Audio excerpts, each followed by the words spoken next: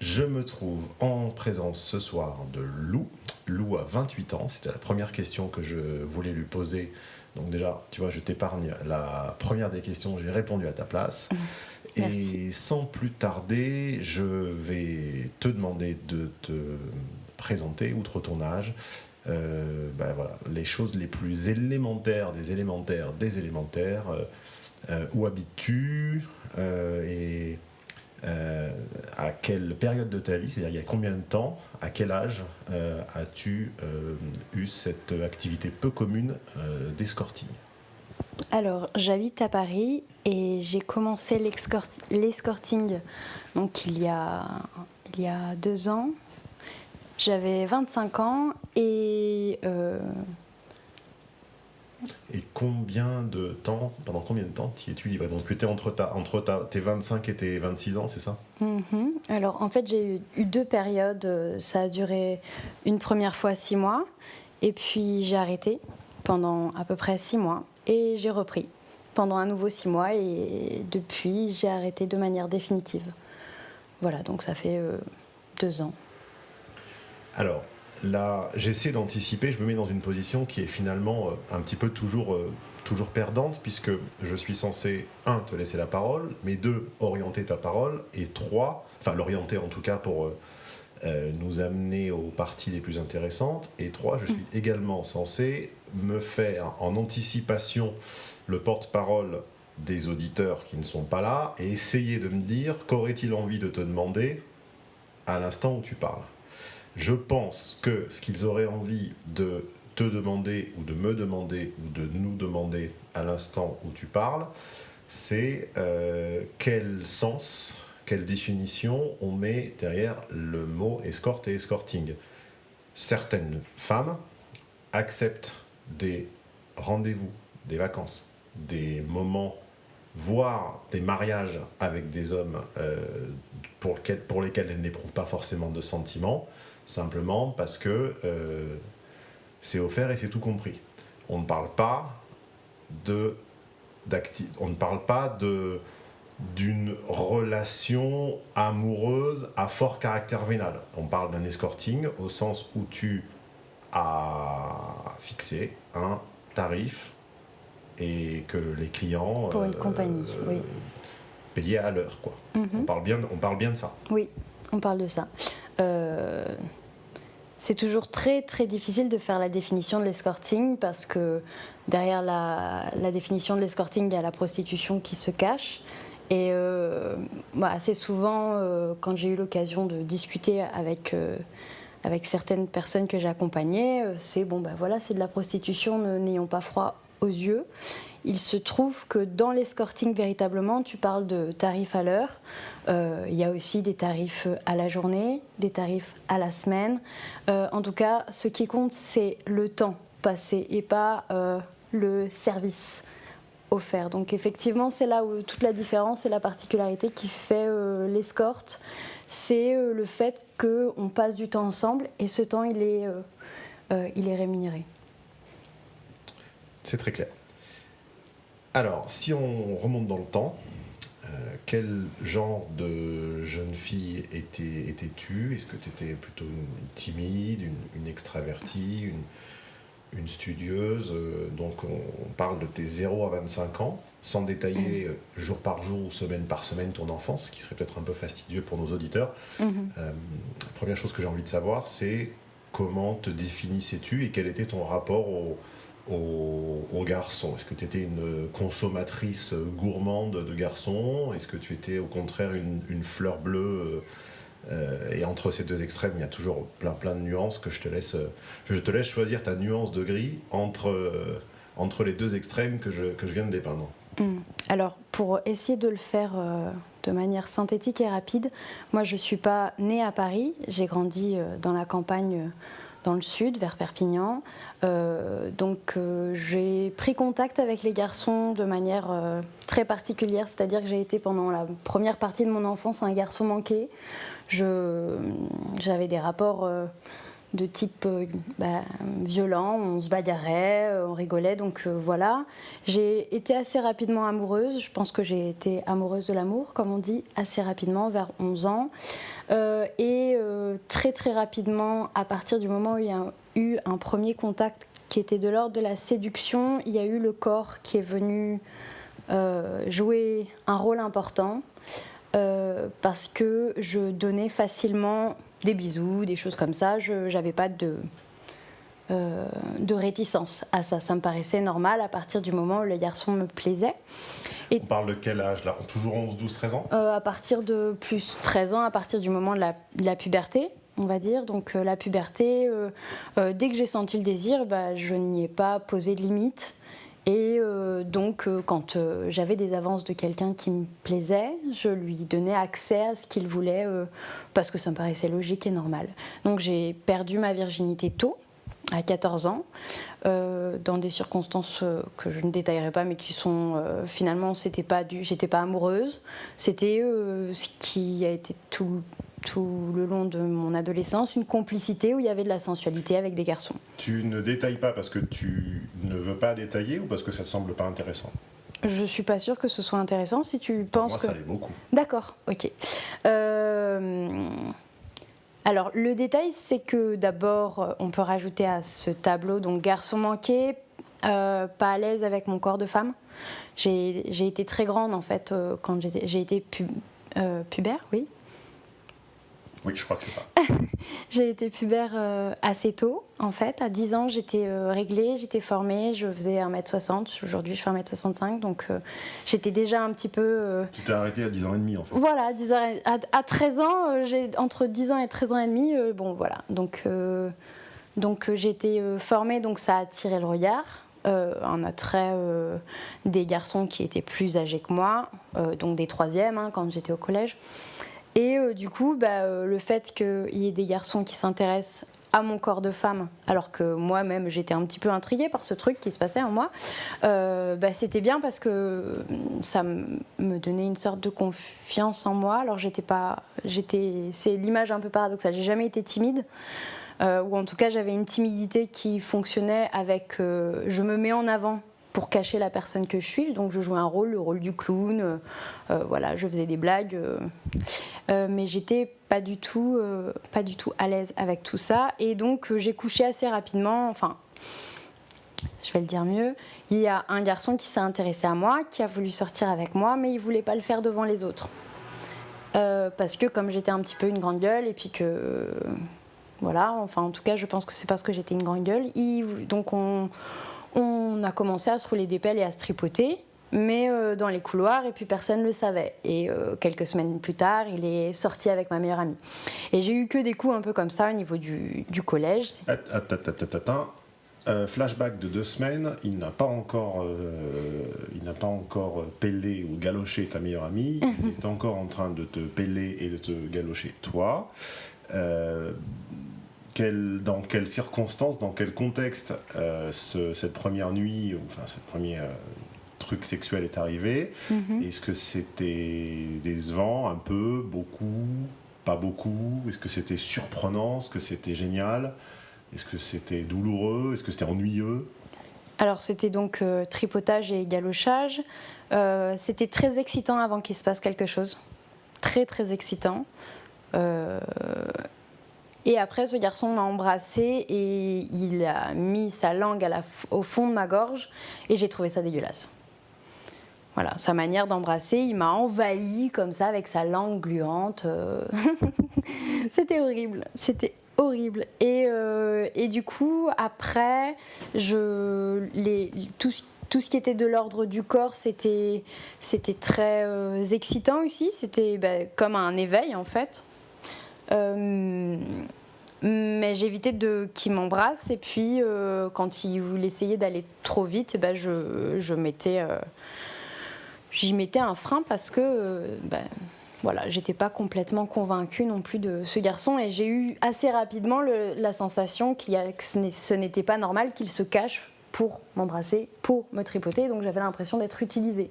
Donc j'étais à la fois très flattée de sentir le désir de ce garçon pour moi, c'était la première fois que je le vivais, et en même temps un peu humiliée de me dire que t'es bonne qu'à ça, ma brave, quoi, tu vas, voilà. Si ça peut te rassurer, ma première copine ne voulait pas non plus que le reste Ah de la oui. classe le sache. Bon, alors ça va. Voilà, et donc ça c'est Elle un... s'appelait Laure, bonjour Laure. Bonjour Laure. Et la première fois, La première fois sexuelle, c'est lié à une histoire un peu dans le même esprit, c'est-à-dire c'est que... pas le même. C'est pas le même. Ah, C'est, je pensais que c'était le. Non, non, lui c'est le premier éveil sexuel, vraiment les mois en fait, à la sensualité. Et ça met en place un mécanisme qui s'est répété plusieurs fois par la suite, qui était je suis attirée par un garçon, il est attiré par mon corps, mais il n'assume pas la personne que je suis, en tout cas il n'accepte pas de sortir avec moi, etc. Et on fait des trucs, et puis à un moment donné ça s'arrête. Et le garçon avec qui j'ai eu ma première fois, c'est un garçon avec qui j'étais amie, un de ces garçons avec qui je me battais quand j'étais plus jeune dans mon village. Et je lui ai dit, écoute, je veux coucher avec toi parce qu'il y a un enfoiré qui m'a prise encore une fois pour une conne et je voulais lui donner ma virginité, bah, je te la donne à toi, comme ça c'est fait, on s'en débarrasse. Je sais, c'est bizarre. C'est très bizarre. Je ne juge pas. Non, mais je reconnais que c'était... Quand on a 14 ans, on n'est pas très... Pas sérieux quand on a 17 Ah ans. non, on n'est vraiment pas sérieux quand on a 14 ans. Donc je me suis débarrassée de ma virginité comme d'un truc qui pesait, qui avait de la valeur et que j'avais pas envie de donner, que j'avais envie de donner au premier, vraiment, que j'avais envie de donner au premier venu. Et à ce moment-là, c'était, voilà, c'était fait. Donc ça s'est passé dans une tente avec quelqu'un à côté. Ça a fait mal. C'était pas du tout excitant et j'ai encore trouvé ça un petit peu dégueulasse. Et en plus, Ça a duré longtemps, pas longtemps? Non, ça n'a pas dû durer très longtemps, ça a dû durer 15 minutes. 15 minutes douche comprise à la Chirac? Ouais, ben, une douche dans une tente, tu t'imagines bien que c'était pas pour tout de suite, mais... Ça m'a fait mal. Ce garçon, en fait, il m'avait touchée avant, il m'avait dit que j'étais pas normale. Donc, pour des histoires de physiologie et de doigts, je rentrerai pas plus dans les détails, mais il m'avait dit... Oui, là on est à un niveau de détail, je pense, qui est quand même largement suffisant. Voilà. Donc ta première fois globalement douloureuse et ta virginité offerte, 14 ans. Bon. Oui. Ça en est suivi, je suppose, d'autres relations. Tout ça t'a permis de te... Ah, quel était ton style de garçon à 14 ans et est-ce que celui-ci a évolué? Alors, mon style de garçon à 14 ans... Il avait quel âge d'ailleurs Il avait 16 ans. Bon, alors quel était à l'époque ton type de garçon, puis ensuite quel a été ton type d'homme? Alors, à ce moment-là, mon type de garçon, c'était les garçons qui s'intéressaient à moi. Je m'étais pas posé la question de savoir est-ce qu'il me plaît, est-ce qu'il me plaît pas. Donc, quand un garçon s'intéressait à moi, ben, c'est cool. Voilà, il se passe quelque chose. Depuis mon... Je me permets de t'interrompre, tu n'as rien à voir là-dedans. Je signale à mes auditeurs et notamment à mes séminaristes que ça, c'est exactement la théorie des camemberts. Au début, on n'a pas de genre, ou plutôt, on a tous les genres possibles. Et c'est l'expérience qui ôte des parts de camembert, c'est l'expérience qui trie. Voilà, c'est QFD. Mais oublie. J'oublie, d'accord. Et aujourd'hui, j'ai un style. En tout cas, je sais ce que je recherche. Je ne suis pas fixe. Enfin, en tout cas, il y a une marge de manœuvre, mais en tout cas, je sais surtout ce que je ne veux pas. Et c'est QFD ce que je viens de dire. Voilà, on est toujours dans les camemberts.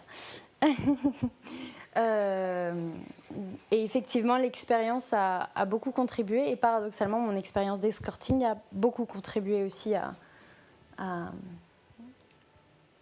savoir ce que j'appréciais, ce que je n'appréciais pas chez un homme, ce qu'on pouvait m'offrir aussi, ce qui était possible de rencontrer. On va y venir très rapidement à cette expérience d'escorting, mais là, on t'a laissé à 14 ans et demi. Tu t'es intéressé, ou plutôt tu es rentré dans l'escorting entre 25 et 26 ans. Pendant cette grosse dizaine d'années, quel était ton type de garçon? Alors, j'ai vécu une relation longue avec quelqu'un que j'ai rencontré entre 18 et 23 ans. C'était quelqu'un qui est arrivé sur mon chemin et qui est tombé amoureux. Donc, encore une fois, je ne l'avais pas choisi.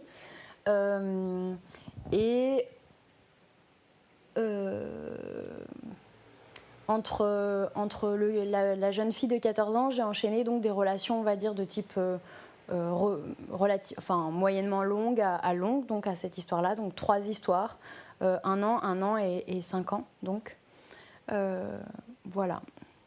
Donc type à chaque fois, la situation. Pas de type. Non, pas de type particulièrement. Je suis sortie avec un mec qui était grand, mince. Si, ils étaient tous minces. Voilà. Mais sinon, niveau social, ouvert d'esprit, pas forcément.